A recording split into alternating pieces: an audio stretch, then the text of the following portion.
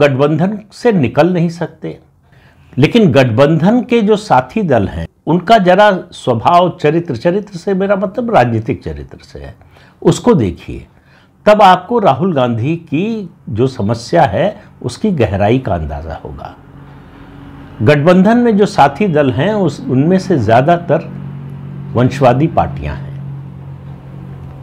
एक सिर्फ जो है अरविंद केजरीवाल को छोड़ दें अगर आप, और लेफ्ट पार्टीज को, तो सब वंशवादी पार्टियां हैं। तो उनका मुकाबला इस समय वंशवादी पार्टियों को पराजित करके, यानी पराजित से मतलब चुनाव में पराजित करके नहीं, ये राजनीतिक प्रतिद्वंदिता में पराजित करके आगे निकलने की कोशिश है।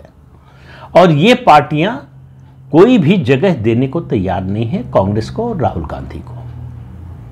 अब बात आप कह सकते हैं कि भाई लोकसभा चुनाव और विधानसभा चुनाव अलग अलग होते हैं। ये पार्टियां जो हैं ज़्यादातर क्या लगभग सभी क्षेत्रीय दल हैं, एक आम आदमी पार्टी को छोड़कर जिसकी 2 राज्यों में सरकार है, सभी क्षेत्रीय दल हैं। और उनका एरिया ऑफ कंसर्न जो है उनका स्टेट है कि राज्य में उनकी सत्ता बची रहे। ये बात तो बिल्कुल स्वाभाविक है और समझ में भी आती है। लेकिन आप एक नया ट्रेंड जो देखेंगे जो इससे पहले के गठबंधनों में दिखाई नहीं देता था, और वो है कि लोकसभा चुनाव में भी ये रीजनल पार्टीज अपनी जगह छोड़ने को तैयार नहीं है, कांग्रेस को ज्यादा जगह देने के लिए तैयार नहीं है। कांग्रेस बढ़े, राहुल गांधी का कद बढ़े, इसमें उनकी कोई रुचि नहीं है। वो अपनी ताकत बढ़ाकर अपनी बार्गेनिंग पावर बढ़ाना चाहते हैं कि राज्य में हम सत्ता में आ जाएं और केंद्र में अगर भाजपा विरोधी सरकार बनती है तो उसमें हमारी हैसियत बढ़ जाए, हमारी ताकत बढ़ जाए, हमारी सौदेबाजी की शक्ति बढ़ जाए।